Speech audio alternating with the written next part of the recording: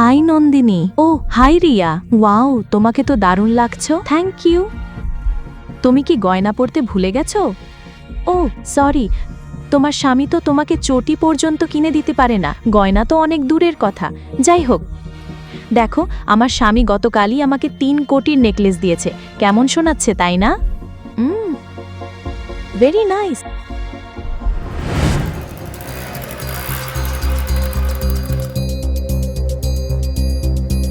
major শিবাই,